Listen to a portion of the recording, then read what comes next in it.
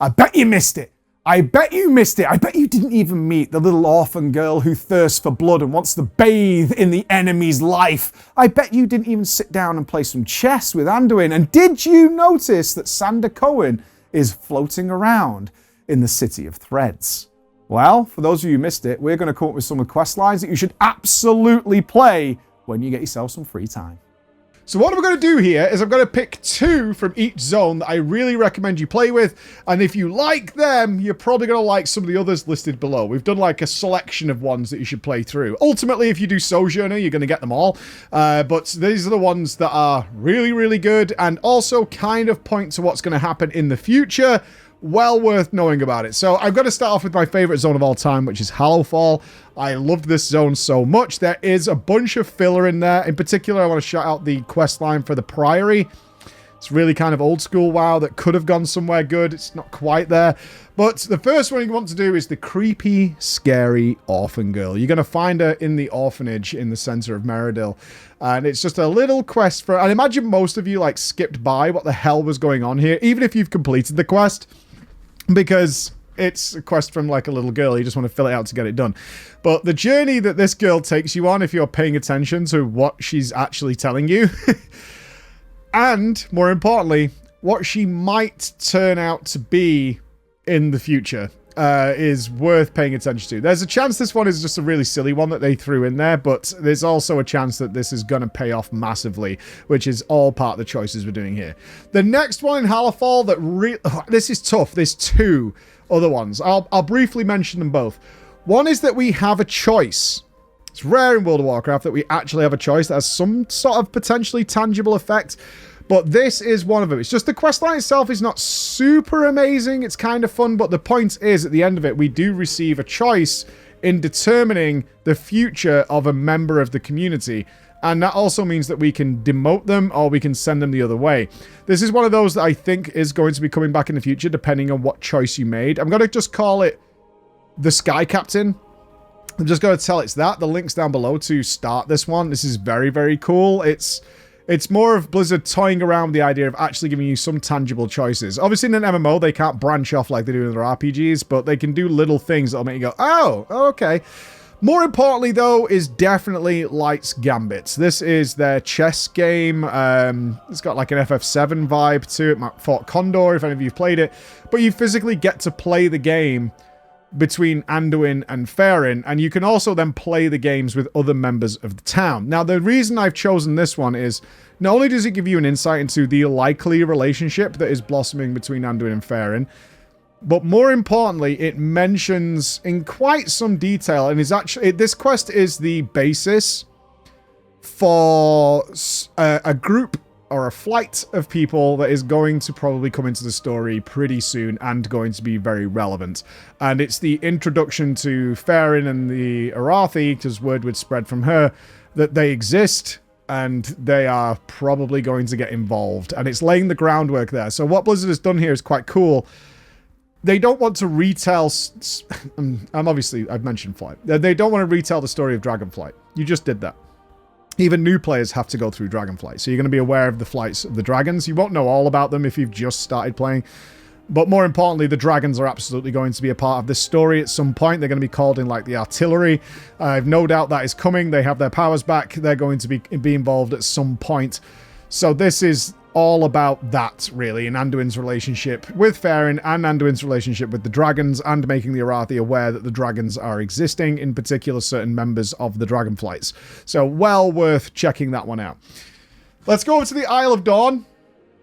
There is one quest here that I think even the most ardent skipper of story and just getting along with quest objectives probably picked up on as something more was happening with the story. And usually when we're talking about side quest stories with even the live stream or whatever, everybody brings this one up. It is devastating. It is a really, really tragic story about the Earthen. So it's really worth checking this one out. We're just going to call it the Old Earthen story that you should figure out, because it's really close that some experiences will have had, some of you will have had with either the older generation or anybody who's suffering with something like Alzheimer's or something like that. And it's done really tastefully, is what I would say. It's done in a way that's a little unexpected for World of Warcraft. Sometimes they're have been very ham-fisted with the story, but I think it's well worth investigating this one and having fun with it. I would also recommend here the story of the lady in the Gorloks is what we'll call it. I'll call it the story of the lady and the Gorloks.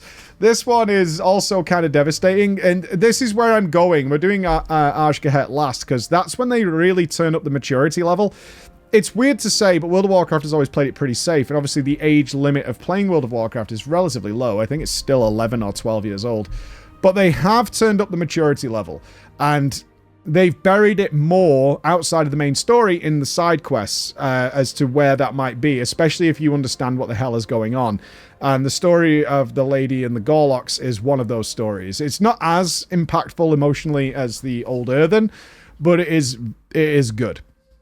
Let's go to the Ringing Deeps. This was not my favorite zone for side stories. I'm going to let you know. Not everything's a banger. There are some really good ones buried within here, but they're not the ones that I'm like super fond of. But finding out about Moira and what happened with her father's hammer is well worth finding out. Obviously, that's super relevant to the main story and the fleshing out of the world that's going on. So I would recommend that you do that one. The other one that I think is probably relatively important, because I feel like if you've done the main story, we're building an army to fight Xal'atath, right? And a part of that is going to be the kobolds, and it's well worth figuring out the origin of the sort of friendly kobolds that you deal with Granny. Granny and the kobolds is what I'd recommend, because it's also really fun gameplay-wise. If you haven't done it yet, then it's well worth playing just because it's super fun. The rest of them are worthwhile, but the real meat of what's going on here is actually, at least for me, who likes a bit of morbidity in my storytelling, is over in Azj'Kahet. Now, there's a lot here. I would honestly recommend that you kind of do all of the Azj'Kahet side stories, even if you're not somebody who does Loremaster or Sojourner or anything like that. Doing the Azj'Kahet ones is worthwhile. Certainly as the raid is about Azj'Kahet, and we're going to be dealing with the fallout of that, which could go in any number of directions. The number one to check out, number two, I'll do number two here. I'm not really ranking them, but is our poor friend Albert. I don't know whether there's somebody who worked at Blizzard or whatever called Albert who everybody hated. Like, he stank. He was the guy who was making stupid, inappropriate comments. He was never funny. Was always trying to be funny. You know the guy. You know who I'm talking about. He's just like, oh, this fucking guy. And he was called Albert because I don't think I've seen a WoW NPC deserve the terror that Albert has to go through and his friends. And this one's a little awkward to find. Again, they're linked down below. But if you go into the City of Threads, he's actually, the quest icon is in the center of the map, but it's actually in a cave deep underneath, and you have to find the access point to it. But go and do Albert. This one takes about 5 minutes. It's really short, but god damn. And be really aware if you're like okay with spiders, but like just be wary, you might need arachnophobia mode for this one. Like, it's quite the thing. It's quite the thing. And pay attention to what the hell happens to Albert. My favorite, though, my absolute favorite amongst all the other ones here, including, you should do all the City of Threads quests, by the way, because they're really, really good, is the Puppet Master. The City of Threads is a place that is filled with propaganda, brainwashed people, distractions, fractured community, divided peoples. And people are attempting to move into these power vacuums that have been created. And none has done better for themselves than the Puppeteer.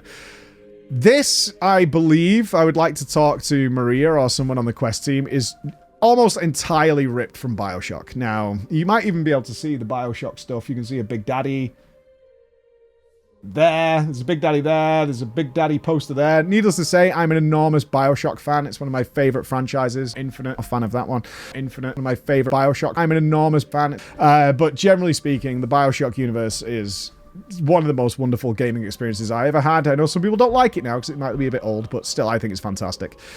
So I think would you kindly go and do the Puppeteer, because if you have played Bioshock and you know who Sander Cohen is, you're going to have a really, really, really good time. If you've not played Bioshock, then you're just in for like a what the hell is going on here kind of time. And that is like the mustard. It is absolutely the creme de la creme of what is going on down in Azj'Kahet, and it's well worth investigating. But as I said, we've put down below like 20 or so that we recommend that are well worth it. I always want to stress this because we're talking about a narrative-focused World of Warcraft story. No, not every quest line is incredible. They're not. That's okay. It's an MMO. There's a lot of filler. FF14 doesn't have every quest line being stellar and over the top. As much as people praise the story because it is fantastic, there's lots of filler because it's MMO. There's experience and quotas to be met and exploration that needs to be done. So not every quest is given the same amount of time. But these are the ones that we truly recommend because either they're just really well written and will give you a great idea of where the story writing is going in a lot of ways. That it is mature. It's grown up. This stuff is not really for kids in some places. And also, it's relevant to what's going to be happening in the future. And of course, we're going to be doing a speculation video about some of the things that we think is going on. We're kind of going to wait to see... I don't know whether it's better to do before or after the raid finishes. I don't know. Probably afterwards to set up and see what xal'atath's Revenge looks like. So that's the plan. Thank you for watching, and I hope you enjoy these. I would love to see your feedback down below. I really would. Unless your feedback is, I'm not doing this, the story's always bad. Alright, I mean, there's nowhere for us to really go with that one, is it? Alright, so, see you again. Bye, guys.